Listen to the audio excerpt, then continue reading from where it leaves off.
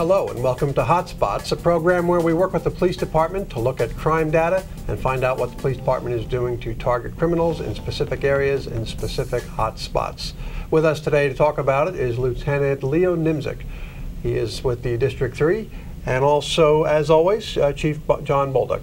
Thanks for joining us today, gentlemen. Good to have you both here. Hello, Ed. We'll start with you, Chief Bolduc. A hotspot, what exactly is a hotspot?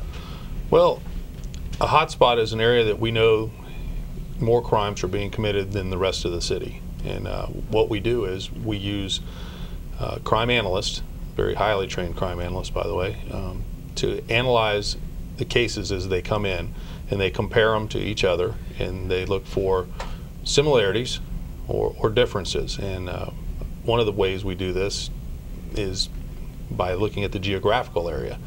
So that's where the hotspot comes from. And so you'll see trends where something is happening more than the average and more than other areas. Right.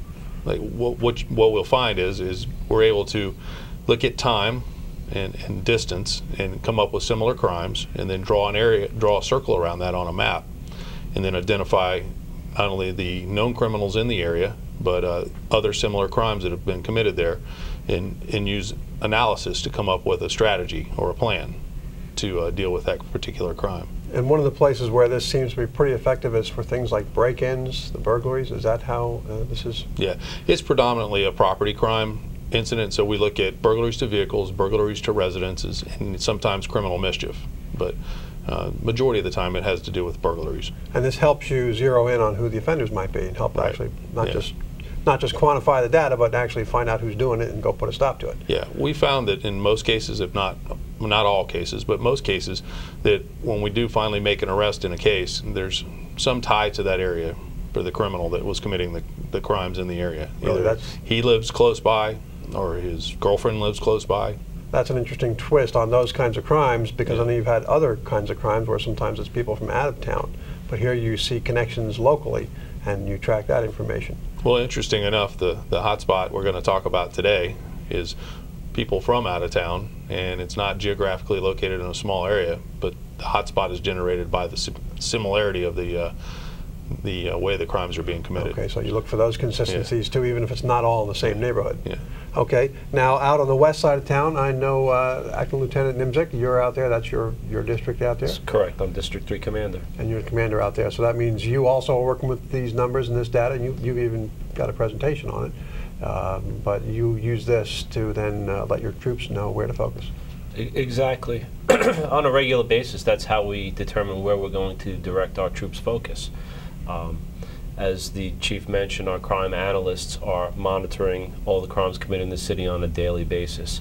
And when they observe a pattern, usually within a half-mile perimeter, with a consistent pattern to it, not only do they plot, okay, we know where the crimes are occurring, but they also let us know who the known offenders in that area are and give us a place to focus. And so does this all happen on a quick timeline? You start gathering information quickly? Does it take these analysts time to sort through data and reams of paperwork? The speed's a key element to the whole process, Ed. If we don't respond quickly, we're going to miss our opportunity to solve the crimes very often. What we usually use on a normal situation is an institutionalized response. So once the crime analysts identify a hotspot, as a district commander, I will assign the sergeant who is responsible for the shift that's affected by that crime. And when I mean that they're out there working during the times and days that this is actually occurring. So I will assign to that supervisor to bring his troop in and address the problem.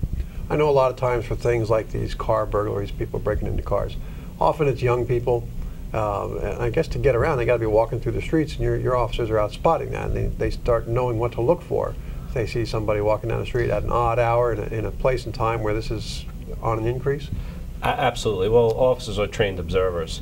So as the chief mentioned, we usually learn that the people who are committing the crime have some type of tie to the area. Either they live there, or they've got a friend that lives there. They've got a reason to travel through that area that time of day or night when the crime's occurring. And they show up at a friend's house, or as the chief mentioned, a girlfriend's house, and they notice, hey, there's a lot of cars on this block out by the road, or they start getting a little bold to test door handles? How does that work? Opportunity plus a lack of guardianship creates crimes, as we've learned. So when they see both those things, and they take advantage. Okay.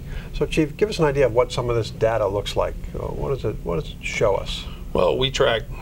We'll take a look at it.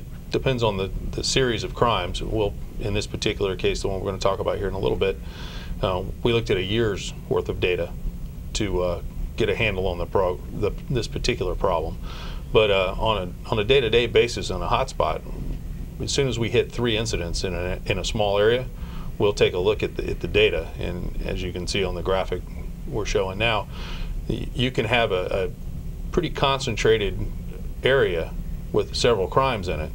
And then when you draw that circle, then you start looking at other things like who lives inside that circle that we know, that's a known burglar. And you've been compiling data, and the officers on the shift out there compiling who's who and these people that are hanging out at night or day, whenever it might be, and they're building up a list to kind of identify. And then we'll go back and we'll look for things like field interrogation cards. So an officer might be working 2, 3 o'clock in the morning and come across a guy walking dressed in all black, and stop out and speak with him. And it doesn't feel quite right, but there's not anything to make an arrest on. So, I mean, he takes down the person's information on what we call a field interview card, and we file that, but it gets mapped geographically. So a couple days later, we have several burglaries reported in the area. We can go back and look and see, who did we have contact with at 3 o'clock in the morning. Then we compare the times of the FI card with the times that the burglaries occurred. Most overnight burglaries will know, the person got out of their car and left it locked up at, say, 10 o'clock at night. They come out to go to work in the morning 7, and the car is broken into. That gives us a time frame. And then when you compare 20 of those, you can sometimes get a very narrow time frame on a set day that these things are happening. So we look at peak times, peak days, and then we look for other things that make them similar, motive, operant. And that would seem to make sense, especially with cars at night, people getting in. How about getting into houses? Is there a time period where you see more people breaking into houses? Is that different from what you might see from cars? Usually it's the opposite. Burglaries to houses are most often occur when people are at work during the daytime. And the most common way people do that is they'll go up and knock on the door, see if anybody's home. If nobody's home, they pick their way to make entry. And that would seem almost an easy way to do it, because somebody could walk right out of a house in the daylight carrying something, and others might think that person belongs, and maybe they don't. You have any experience with that? Well, as the chief mentioned, they like to do residential burglaries during the daytime because the observers aren't there. I mean, most of the neighbors are off at work, so they don't normally get seen walking out of the houses carrying things. Or if they do, you see somebody walking out of a house carry something in a car in broad daylight, it might not strike somebody as suspicious, even if they saw it. They might not even realize that they're watching a burglary. Well, if we could get citizens to call the police every time they observe something suspicious, we might be a little bit more successful. But that's true. A lot of the times they see something and it doesn't strike them as suspicious. Do you find it helpful if neighbors know each other? Does that cut down on some of this? Yes, it absolutely does. If you're familiar with your neighbors' patterns and know when they come and they go, you will be more apt to observe something that's abnormal for them. Right, great. We're going to take a quick break here, and we'll come back in just a couple of moments. Stay with us.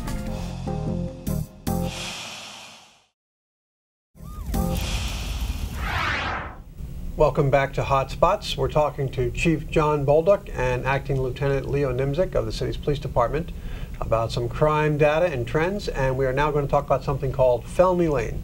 Chief Bolduc, felony lane, it's a word we've talked about some before. Yes. But tell us again what that is to help people understand. It's a term the police department uses to identify a certain kind of behavior. What is felony lane?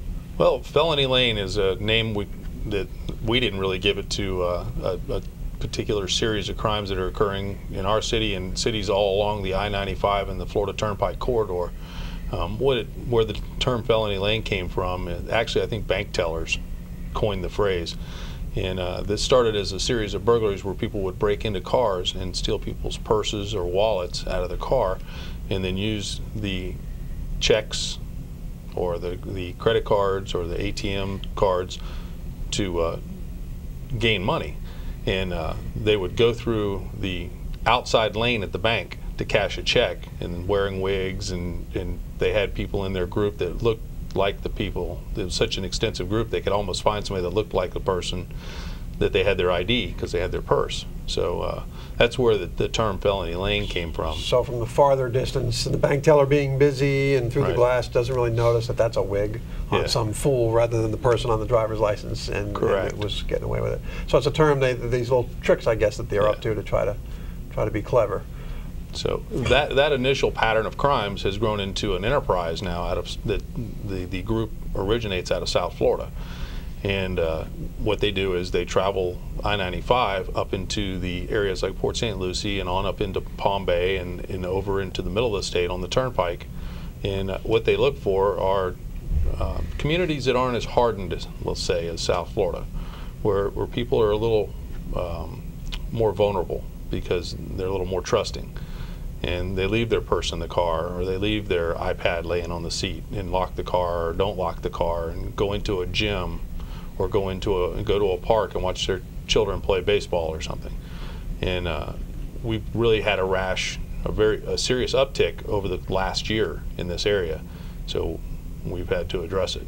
Okay, so you got some data and some numbers together, and you're able to take a look at this and put together a plan. And I guess Lieutenant Nimzik, you were heavily involved in this, putting this plan together. Maybe we could transfer the computer over here. There's a lot of data on here that I know that you've worked on, but some of these charts here, this is the one that Chief Baldock was showing me a few moments ago. We're looking at a graph here. What is this chart telling us? Well, what this chart shows us is the days that, actually this is a month chart, so it's showing us the occurrences that we're experiencing each month. And this solid red line is a trend line, which shows us that it's got an increasing slope, showing us that we're experiencing higher numbers of this type of crime. And you can see here that the June 12th section actually had a spike of 14 incidences, which is well over double the average, causing the trend line to increase. And that's just not acceptable in this town. Absolutely unacceptable. And going back to what the chief said, people are maybe vulnerable because they are trusting. Yes. And that's because we have a low crime rate. So you kind of create, it's kind of a little vicious cycle. People feel safe because you keep the crime level down, and that invites criminals to try to take advantage of it. That's our double-edged sword. A double-edged sword. It kind of works both ways there. Yeah. Okay, so you see, Lieutenant, this increase here. Then what do you do? Okay, this bar is up higher than the others. What does this mean? Well, this actual problem was quite a learning experience for us as a department, because as we spoke about earlier with Hotspots, we use an institutionalized response where we identify a tight area where a crime is occurring, and we respond by sending many of our officers into that area. But what we were experiencing with Felony Lane is we were getting hit citywide. So it's a little bit more difficult to respond to a problem when it's not in a tight area. It's actually across the city. Okay. So we had to look at that problem. We tried action plans where we tried to focus in the most common areas where they're occurring: parks, daycares, gyms, where we know that they like to target. And we found that that would help. It would quiet things down a little while, but then it would start to pick back up after we slowed our efforts down. So what we did with this particular situation is we used our crime analysts to study the situation, and they produced data showing us what the predominant days of the week were, where the incidents were occurring, and the peak hours during the day when they would hit. So we were able to identify, you see here, that Monday, Thursday, and Saturday were the prime days for these crimes to occur. So it's much easier for us to focus on 3 days a week with our resources than 7 days a week. It's also less cost prohibitive that way. So we picked those 3 days a week, and we picked the prime hours where these crimes were occurring, which is in the afternoon.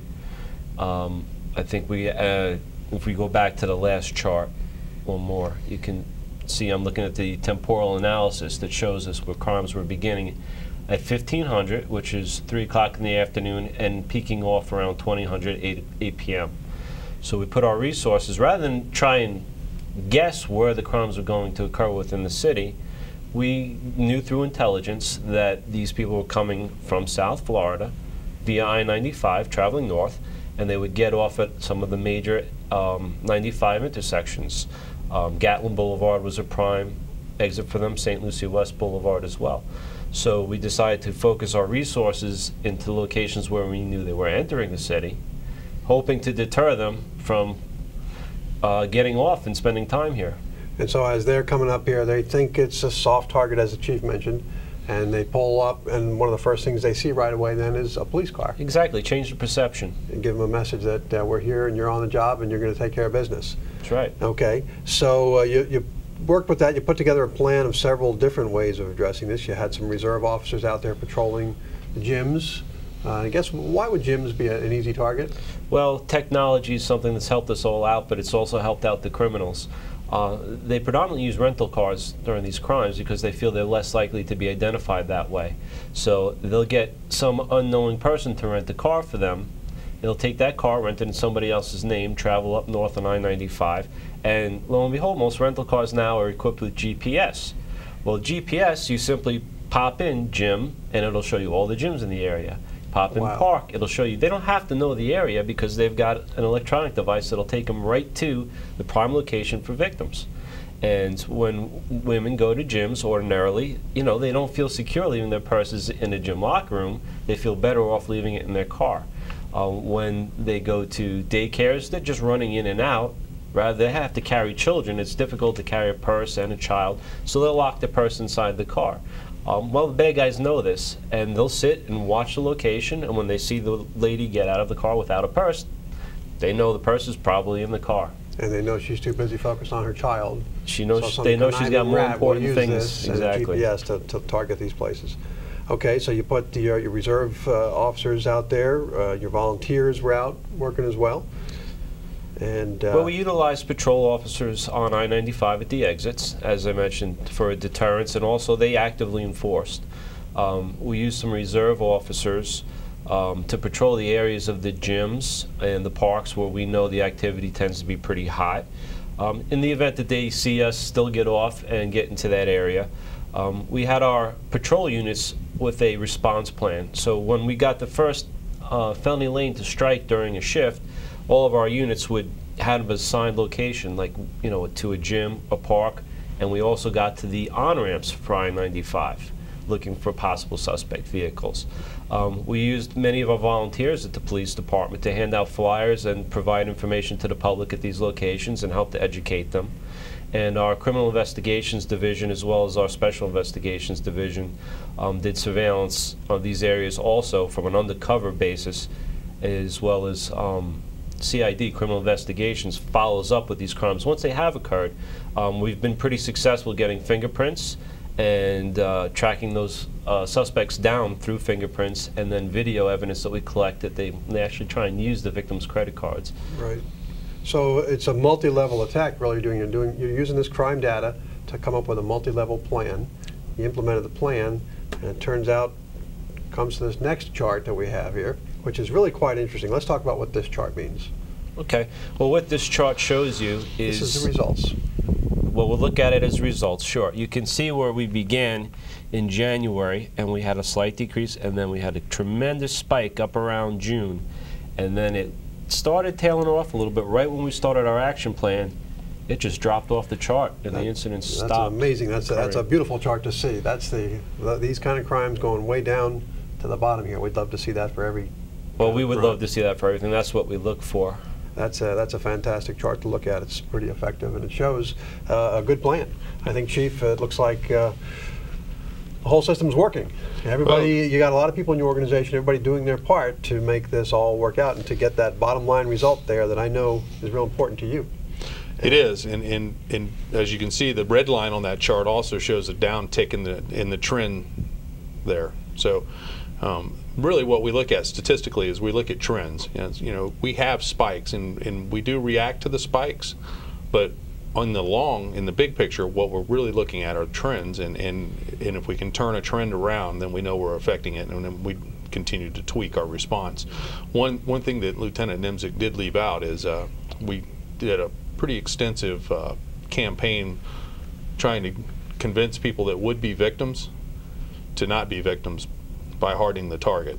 And I think that has a lot to do with it too. And we want everybody to continue to think securely and not leave their valuable items in their cars. And that's one of the reasons for this program, to help remind them.